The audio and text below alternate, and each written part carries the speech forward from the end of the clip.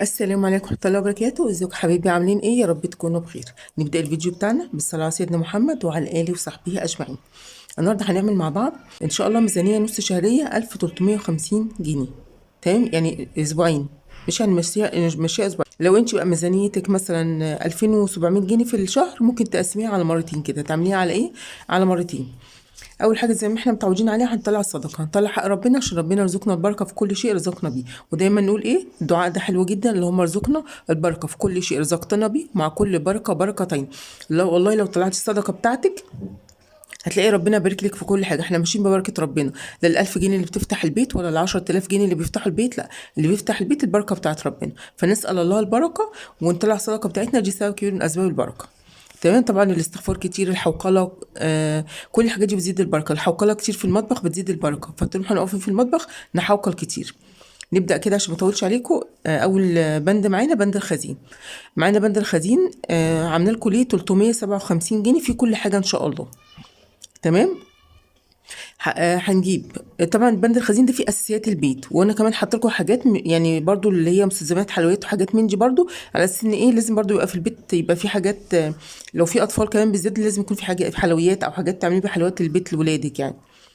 ماشي. في اول حاجه معانا في بند الخزين هنجيب 3 كيلو رز ب 96 جنيه. انا حاسباها الكيلو على 32 جنيه. هو الرز السايب على فكره ب 30.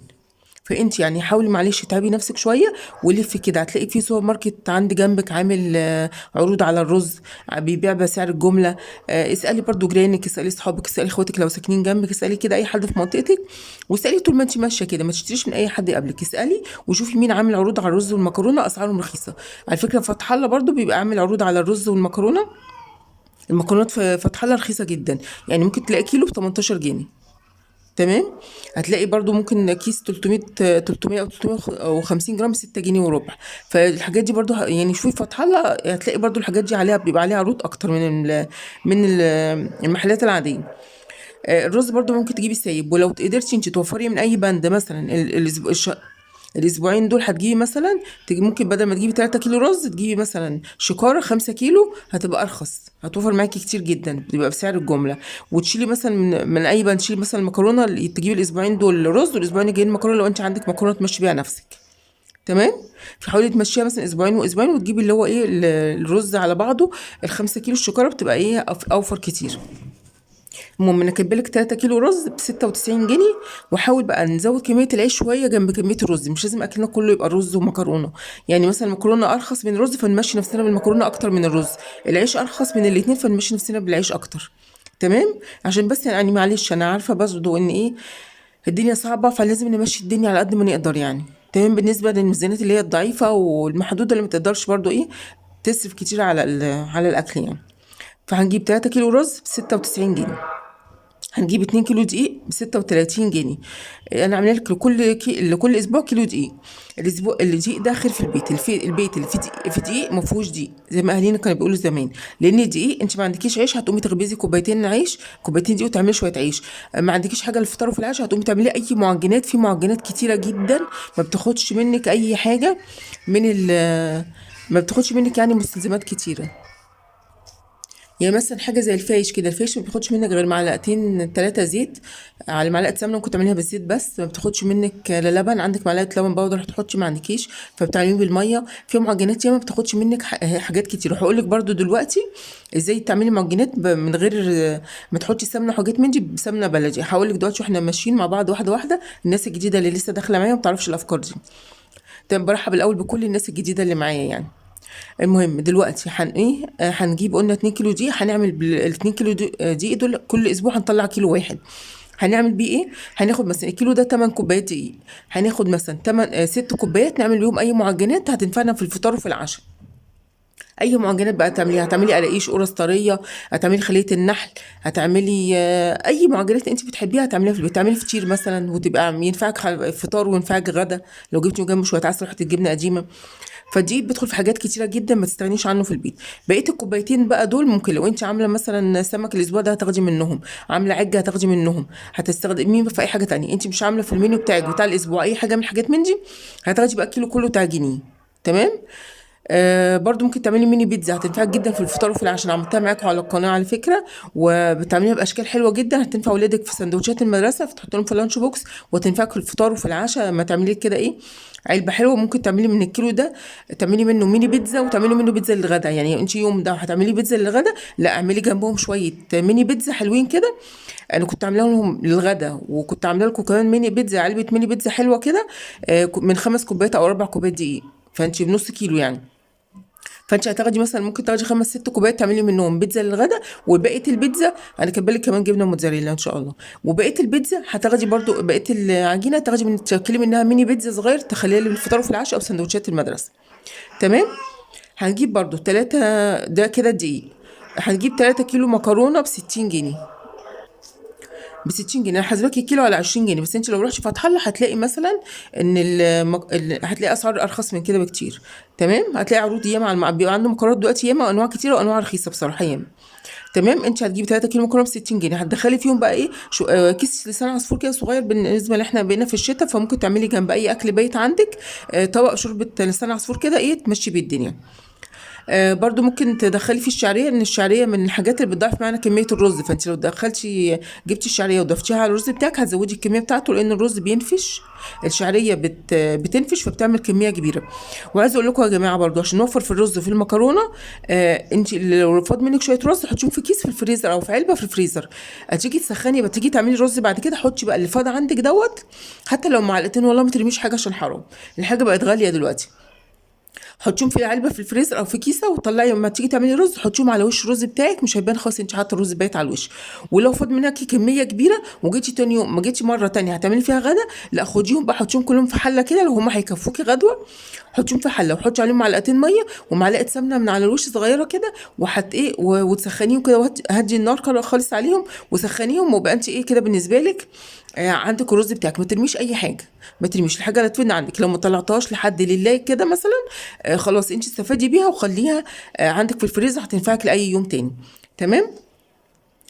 بالنسبه للمكرونه برضو يا جماعه، المكرونه برضو زي الرز بتتشال في الفريزر. انت سلقتي شويه مكرونه وحطيتي في الصلصه بتاعتك على قد اللي انت عايزاه، وفاض منك شويه مكرونه من غير صلصه مسلوقه يعني، ولقيتي نفسك ان هم زياده عندك، لا حطيهم في كيسه في الفريزر. هقول لك هتعملي بيهم ايه.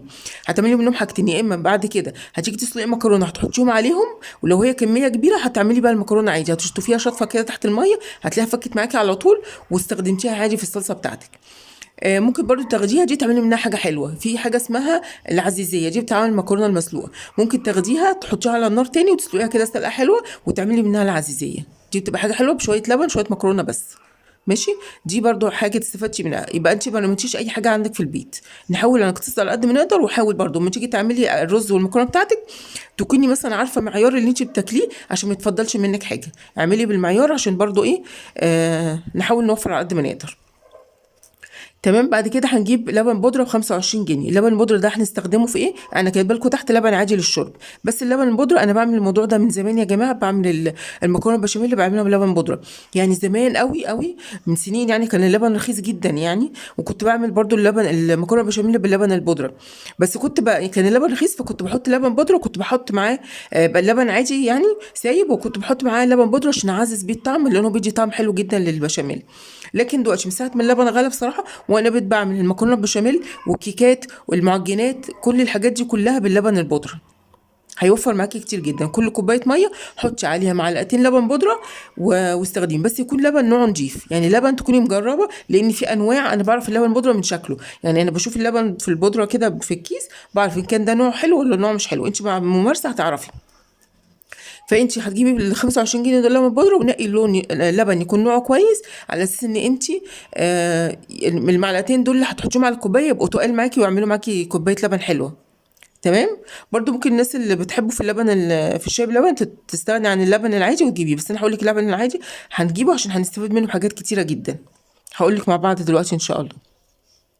يبقى هنجيب 25 جنيه لبن بودره من اي حد بقى، ايه سوبر ماركت انت عارفاه او علاف او كده، تكوني ضامنه ان اللبن بتاعه يكون حلو، قولي له عايزه 25 جنيه لبن بودره ايا كان بقى الوزن بتاعه. تمام. احنا دلوقتي عندنا الميزان الديجيتال ده ما بتحتاجيش انت تقولي ربع او تمنه او حاجه، بتقولي له عايزه ب 10 كذا ب 20 ب 30 زي ما انت عايزه، حتى في اللحوم. هنجيب توابل ب 30 جنيه، وبرده مستلزمات حلويات هنجيب توابل ومستلزمات حلويات كده 60 جنيه، كده بالك 30 توابل و30 مستلزمات حلويات. حطيهم على بعض بقى وانت شوفي محتاجه ايه في التوابل ومحتاجه ايه في مستلزمات الحلويات. الميزانيه دي نص شهريه، يعني اسبوعين. يعني انت هيبقى معاكي مثلا لو انت جبتي بال 30 جنيه توابل، هيبقى معاكي الاسبوعين التانيين 30 جنيه توابل، يعني معاكي 60 جنيه في شهر توابل، فده حلو قوي. برضه هيبقى ممكن يبقى كتير عليكي، فانت برضه الاسبوعين اللي وراهم ممكن تاخدي ال 30 جنيه دول تجيبي مثلا، هتجيب 10 جنيه تكملي على التوابل اللي عندك، وال 20 جنيه هاتي مثلا خل وبيكنج باودر وفانيليا والحاجات دي، عشان احنا معانا دقيق فلازم نجيب حاجات تقوم الدقيق اللي معانا. ممكن برضو تعملي بالدقيق ده صينيه كيكه تبقى حلوه كده في الفطار وفي العشاء، تنفعك برضو، ممكن تاكلي فيها يومين لو عملتي صينيه كبيره كده. تمام. برضو هنجيب، احنا معانا البيض ومعانا اللبن تحت ومعانا لبن البودر، ممكن نجي نعمل صينيتين كيكه كده حلوين وينفعونا في الفطار والعشاء يومين ثلاثه كمان. فانا بقول لك على افكار وانت برضو نقي الافكار اللي تعجبك. تمام. ممكن برضو هنعمل ايه تاني؟ التوابل قلنا هنجيب 30 جنيه توابل، والاسبوعين اللي وراهم هنجيب ناخد 10 جنيه او 15 جنيه نكمل على التوابل، والباقي هنجيب بيهم ايه المستلزمات ايه اللي هي الفانيليا والبيكنج باودر وكده. ماشي. بعد كده معانا 30 جنيه هنجيب بيهم اللي هي مستلزمات الحلويات زي ايه؟ يعني مثلا 30 جنيه دول ممكن تجيبي تقولي مثلا عايزه 15 جنيه كريم جانتيه و15 جنيه اللي هو الكاكاو عشان تعملي حلويات في البيت. ممكن برضو تجيبي ب 20 جنيه كاكاو وتسيبي وال10 جنيه تجيبيها مثلا فشار. وممكن برضو الاسبوع اللي ورا بدل ما عندك الكاكاو هيقعد معاكي لسه، مش هتخلصي 20 جنيه كاكاو في اسبوعين، بس تقولي له عايزه كاكاو خام نضيف عشان ما تستهلكيش منه كتير. الاسبوعين اللي وراهم بقى ال 30 جنيه دول هتجيبي مثلا ب 20 جنيه كريم جانتيه، وبال 10 جنيه تجيبي برضو اي حاجه تانية مثلا شوكليت شيبس، اي حاجه تانية شوكولاته خام تقولي له عايزه قطعه كده ب 10 جنيه، بحيث ان انت يبقى عندك على طول في البيت حاجات ايه للحلويات في البيت. تمام. لو احنا كنا في الصيف ممكن تجيبي برضو ايه كريم جانتيه كريم كراميل الحاجات دي كده، قصدي الجيلي وكريم كراميل والحاجات من دي بال 30 جنيه، فايه انت ماشي نفسك ايه برضو ايه بيهم كده. تمام. معانا بعد كده شاي، هنجيب باكو شاي ب 20 جنيه، احنا دي ميزانيه نص شهريه، فبنجيب باكو شاي ب 18 ولا ب 20 جنيه هيبقى حلو معاكي في الاسبوعين. طبعا لو انت اللي جايبه التموين وهتجيب من التموين الشاي بتاعك، يبقى شيلي 20 جنيه دي هاتي بيها اي حاجه تانية، زودي بيها ضعفي بيها اي كميه حاجه تانية انا ايه اكون ناسيها ومقصره فيها. هنجيب برضو زبدة أو سمنة، اللي هي نص كيلو زبدة، أو هتجيبي نص كيلو سمنة سايبة ب40 جنيه. ماشي. ممكن اللي هو كيلو السايبة النص كيلو السايبة، يعني بلاش تروحي تجيبي البواكي اللي هي الباكو ايه دلوقتي بقى غالي. هو الأول كان الباكو 350 جرام ب 21 و 23 جنيه، كان سعره حلو جدا، على 350 جنيه كان أرخص من السايبة. لكن دلوقتي انتي بقى هتروحي هاتي السايبة السمنة السايبة ب40 جنيه، هتجيبي نص كيلو هيقعد معاكي الأسبوعين كلهم وهيفيد معاكي كمان. تمام. آه لو انت بقى لقيتي نوع زبده، لو انت بتستخدمي زبده مش سمنه، لقيتي مثلا نوع كريستال او اي حاجه عامله 40 جنيه هاتيه، لان هي دلوقتي الفرن بقت غاليه. هتجيبي مثلا هتلاقي كريستال ارخص، هتلاقي صانية، هتلاقي جنة، الحاجات دي كلها هتبقى ارخص بحاجه و60 68 في الحدود دي. فممكن لو لقيتي نص ب 40 جنيه هاتي نص كيلو. وفي ناس بتجيب تجيبي الدهنه مثلا، تروحي للجزار تقول له عايزه ب 40 جنيه دهن حيواني، هيديكي الدهن ده هتسيحيه وهتعملي منه سمنه بلدي، تستخدميه في حاجات كتير بس ما تستخدموش في الحلويات، ده بيبقى للاكل بس. تمام. انا بقول لك افكار برضو، ممكن عايزه تزودي كميه الدهن دي بتزوديها زيت. ماشي. بعد كده هنروح للبقوليات، هنجيب بقى بقوليات ب 20 جنيه، هتجيبي مثلا ب 10 جنيه عدس، وب 10 جنيه مثلا فاصوليا بيضه او لوبيا او اي حاجه هتعمليها، او عدس بجبه، شوفي انت كاتبه في المنيو بتاعك ايه هتجيبيه. ما احتاجتيش ال 20 جنيه مش هتجيبي بقوليات الاسبوع ده، هنحطها على فلوس الخضار اللي احنا ايه معانا. تمام. بس حاولي تجيبي لك نوع بقوليات، لان احنا داخلين على الشتاء او احنا في الشتاء، فلازم نعمل عدس ايه على الاقل مره كل اسبوعين، يعني او ده لو ما اتعملش ايه كل اسبوع مره. فنجيب مثلا ب 10 جنيه عدس، ب 20 جنيه عدس زي ما انت عايزه، المهم نكبلك 20 جنيه البقوليات. تمام. هنجيب بعد كده هندخل على بند الفطار والعشاء. هنجيب الفطار والعشاء عامله لك 250 جنيه، هقول لك هنمشيهم ازاي. هنجيب 2 كيلو لبن ب 60 جنيه. ماشي. اللبن هكبلك ب 30 جنيه. طبعا هو في اماكن اقل من كده وفي اماكن اكتر من كده، انت لو عايزه تزودي كميه اللبن عن 2 كيلو بتستخدميه اكتر، هتجيبي اللبن اللي هو نص دسم، مش منزوع الدسم، لا نص دسم، بيبقى الكيلو ب 17 او ب 18 جنيه. فانت براحتك في الحته دي، يبقى كده هتجيبي ممكن ب 60 جنيه دول هتجيبي حوالي 4 كيلو. تمام. او 3 كيلو ونص. تمام. انت اللبن بقى هقول لك بقى عشان الناس اللي داخله معانا جداد، عايزه اقول لكم تعملوا ايه بقى باللبن ده. اللبن ده احنا بنغليه وبنحطه ايه يبرد، بعد ما يبرد هنحطه في التلاجة. لما تلاقي الوش بتاعه كده جمد، تاني يوم الوش يكون جمد كده بقى كويس معانا، هتاخدي الوش ده تحوشيه في الفريزر، وبعد كده تطلعي تعملي منه كميه. هناخده هنعمل ايه، هنضربه في كبه بقى في خلاط مع شويه ميه متلجه. هتضربيه بايدك، هتضربيه باي طريقه، مضرب كهرباء باي حاجه عندك. المهم هتضربيه لغايه ما تلاقيه عمل الزبده، عملت معاكي زبده وبتنزل منها ميه بيضه كده، ده الشرش. الزبده دي اللي طلعت معانا هنعمل بيها ايه، دي بقى هتاخديها تحطيها في الفريزر ساعتين ثلاثه، او تحطيها في التلاجة يوم كامل، عشان ايه ما تهدرش، بتعمل معاكي زبده حلوه يعني.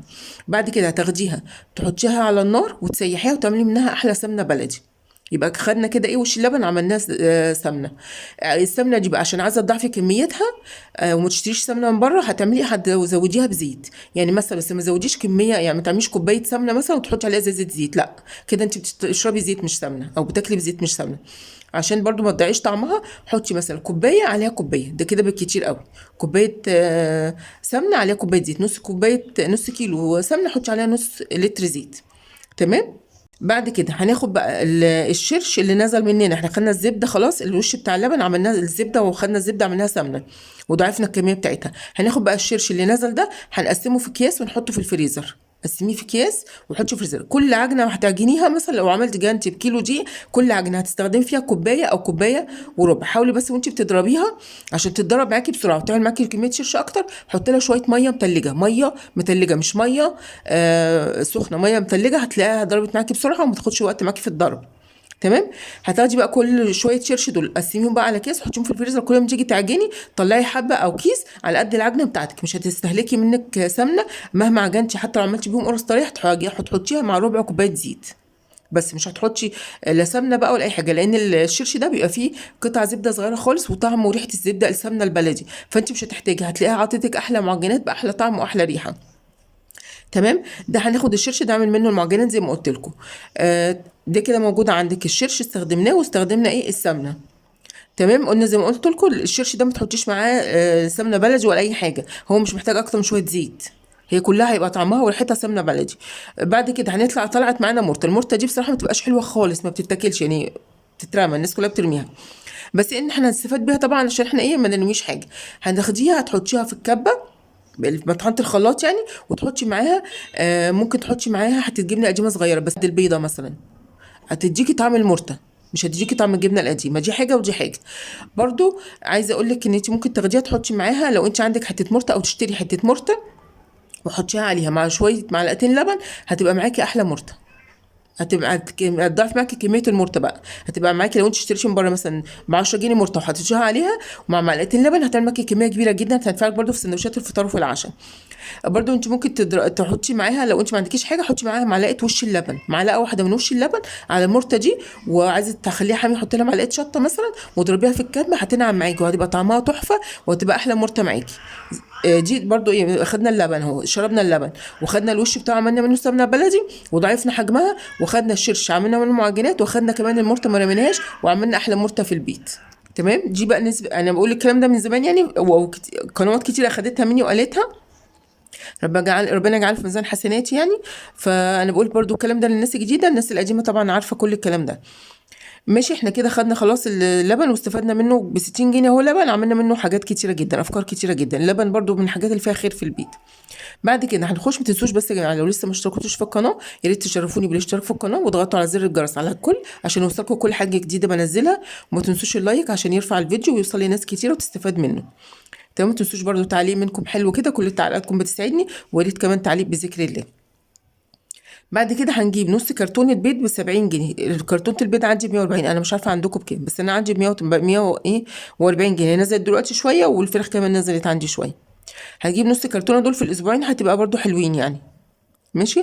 البيض ده برضو عشان تضاعفي كميته ممكن تعملي منه اللي هي مثلا الخضار، حطي فيها خضار يعني، انت تضربي البيض كده اومليت مثلا، حطي عليه شويه ميه او شويه لبن واضربيه وانزلي معاه بالخضار اللي انت عايزاه، وهتعملي منه احلى ايه طاسه اومليت كده حلوه، هتنفعك برضو ايه في الفطار وفي العشاء، تبقى بتعمل كميه كبيره، ممكن على فكره تدخل في غدا كمان. تمام. فدي برضو فكره بتضاعف معاكي كميه البيض. عشان ممكن الناس ما يبقاش عندها مثلا في التلاجة غير بيضة، وعايزة مثلا تعمل منها أكلة للفطار أو في العشاء جنب أي حاجة، فممكن تاخديها كده تضربيها وحطي عليها شوية مية أو شوية لبن وخديها، بس بلاش لبن عشان اللبن بيلزق في الطاسة. حطي عليه شويه مثلا، او تكون بقى طاسه جبال او حاجه، وحطي عليها بقى خضار بقى، كميه الخضار اللي انت عايزاها بقى. على فكره الفرنساويين بيضربوا اللبن، بيحطوا البيضه بيضربوها، بيحطوا عليها ميه، بيحطوش لبن، بيحطوا عليها ميه ويضربوها ويحطوا عليهم الخضار بتاعهم، ويعملوا منها اومليت كده، طبق اومليت حلو. تمام. بعد كده هنجيب نص جبنه قريش ب 20 جنيه. انا كاتبه لك جبنه قريش ب 80، هي من 70 ل 80، فانا كاتبه لك اعلى حاجه ب 80 جنيه.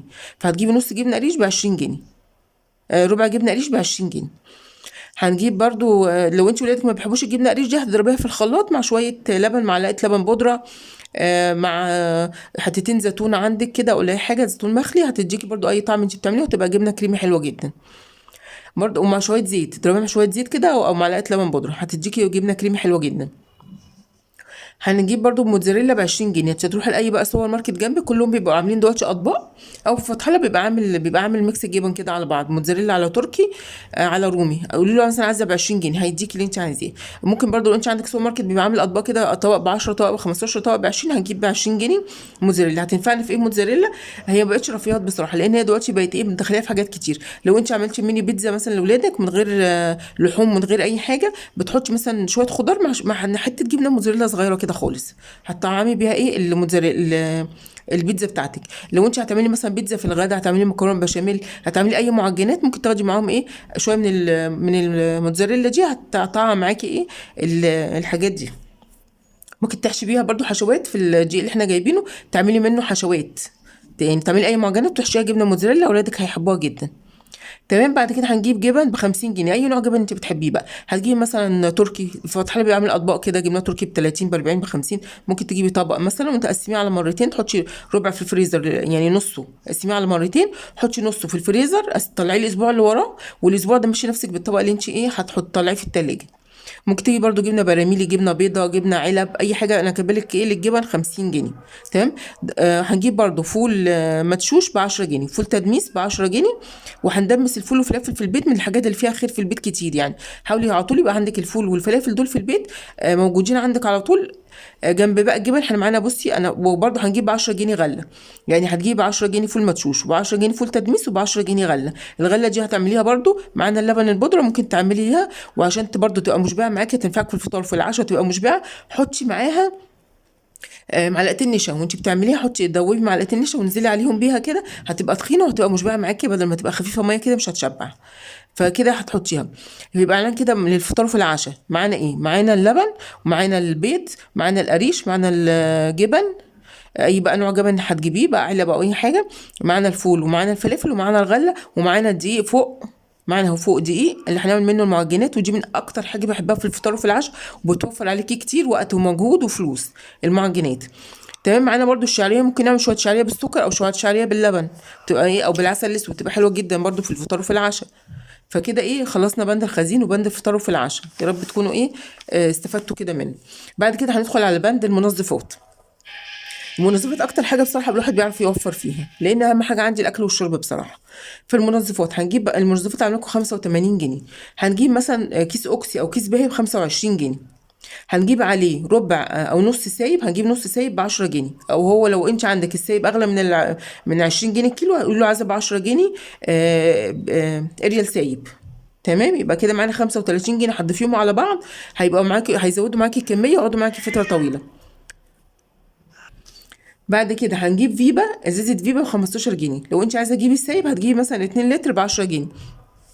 بس انا شايفه ان انت هتجيبي السايبه يبقى احسن، لو انت مثلا في ناس بيبقى عندها ايديها مثلا ما بتستحملش المسحيق السايبه وكده. ففي فيبا دلوقتي شايف فتح الله بيبقى عامله، او اي حد بيعمل عليها عروض في من 12 ل 14 جنيه، بس انا كاتبه لك 15 جنيه. لو انت لقيتيها بقى اغلى من كده، يبقى انت هتجيبي السايب ب 10 جنيه، وخدي 5 جنيه زوديها على اي حاجه تانية. تمام. برضو عشان توفري في الفيبا في المسحوق بتاعك يعني ويقعد معاكي الشهر كله ده، تيجي الاسبوعين اللي وراهم بقى تجيبي بدلهم حاجه تانية. هتعملي ايه، هتجيبي ازازه اي ازازه فاضيه عندك، هتاخديها وتحطي فيها شويه من المسحوق السايب، على من الفيبا تجيبي نص مثلا سايب وتحطي عليهم مثلا من المسحوق السايب ده، هتحطي مثلا الازازه ربعها فنجان كده من المسحوق السايب اللي هو بتاع المواعين، عليهم شويه كلور برضو حوالي ربع فنجان، وتاخديهم دي تزوديها ميه وتخليها دي بقى للتنظيف، للحمامات بقى، للرخامات، للحواض، للحاجات دي كلها. دي بتبقى ايه للتنظيف بس، هتوفر معاكي في المسحوق وفي الكلور، في الصابون وفي الكلور.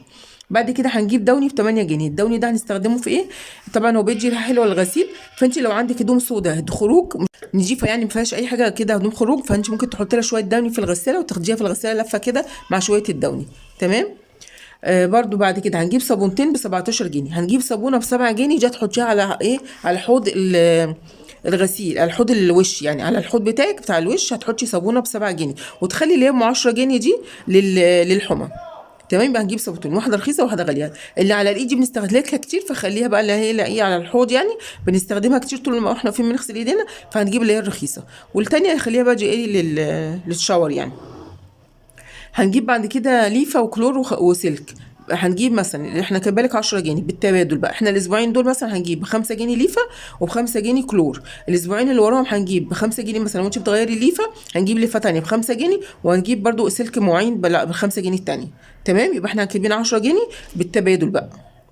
بعد كده كده بند المنظفات خلاص معانا. هندخل بعد كده على بند الفاكهه والخضار. انا عامله لك 210 فاكهه والخضار في الاسبوعين.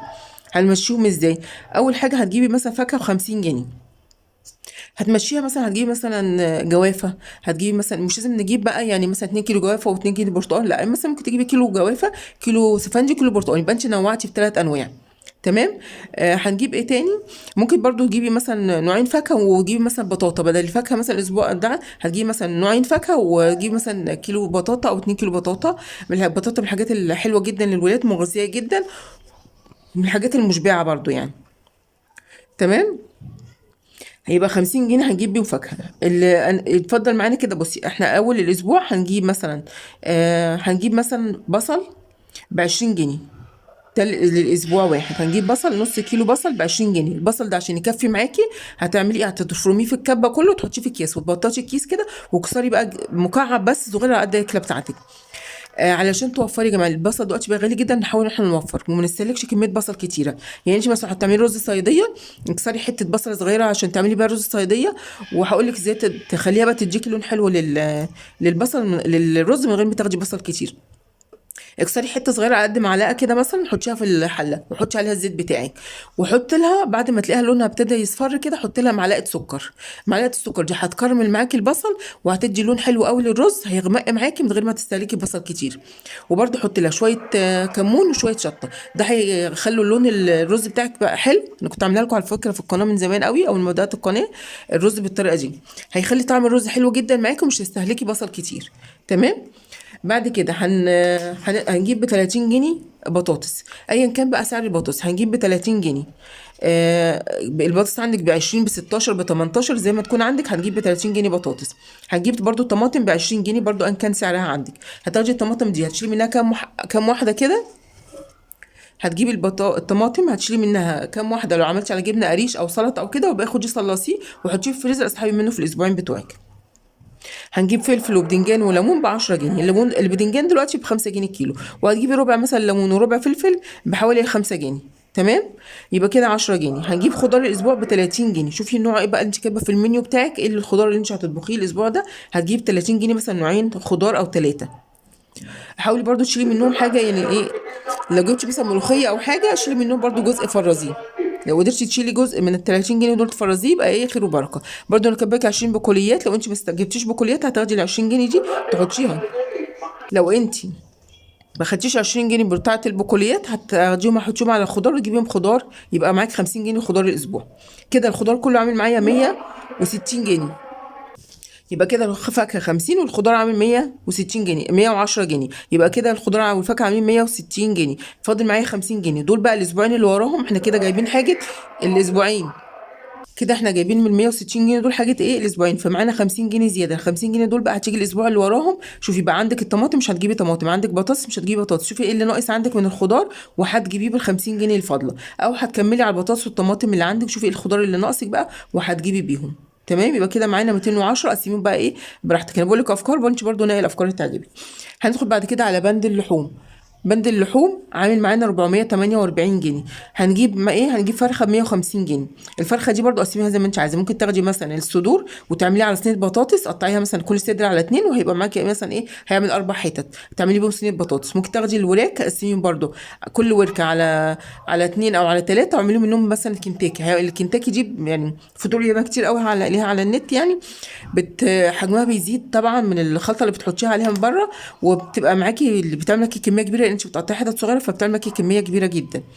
برضو هنجيب نص مفروم ب 110. نجيب نص مفروم 110. دلوقتي في الجمعيات يا جماعه بتاعه التومين في بينزلوا اللحمه القطع ب 220، واللحمه المفرومه 220. وانا جربت المفروم بتاعتهم حلوه جدا، طعمها حلوه وتحفه وجميله، وهيجي ضمنها لحمه بلدي.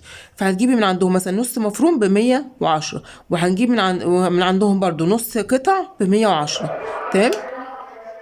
نحاول على قد ما نقدر نشوف اماكن بيع اللحمه رخيصه ونجيبها. فانا قلت لكم على الجمعيات دي على فكره بتجيبي بيع اللحمه رخيصه جدا وحلوه. هنجيب برضو نص بانيه ب 78 جنيه. البانيه عندي ب 100، بالنص ب 78 جنيه، هو ب 156. تمام. برضو انت البانيه ده انت تدخل في حاجات كتيره جدا، فانت ماشي نفسك بقى بيهم. ممكن برضو الاسبوع ده بدل اللحمه، الاسبوع ده جبنا لحمه، الاسبوع اللي وراه نجيب سمك بال 110. الاسبوع ده جبنا فرخه، ممكن الاسبوع اللي بعده نجيب لحمه، وهكذا. قسميهم بقى زي ما انت عايزه. ممكن برضو عشان لو عايزه توفري وتدخلي كميات كبيره من اللحوم، بدل مثلا ما نجيب الفراخ هنجيب مثلا اجنحه. هجيب مثلا اجنحه وكبد وانس بال 150. هجيب مثلا اجنحه ب 50، هجيب مثلا ب 50 اجنحه، والكبد وانس هتجيبي نص ب 75، يبقى كده 50 و75 هتجيبي مثلا بال 150 جنيه دول. مش هيفيد منهم كمان 25 جنيه، يبقى 125 جنيه. تمام. فانت ماشي نفسك كده. مثلا اسبوع هتجيبي صدق، اسبوع هتجيبي ممكن تجيبي ربع مفروم وربع صدق، ممكن تجيبي ربع بانيه وربع صدق، فهكذا انت نوعي كل اسبوع بقى غير اللي قبله، بحيث ان انت ايه تجددي في الاكلات بتاعتك. يا رب الميزانيه النهارده تكون عجبتكم، نكون استفدتوا منها، واشوفكم ان شاء الله في فيديو جديد.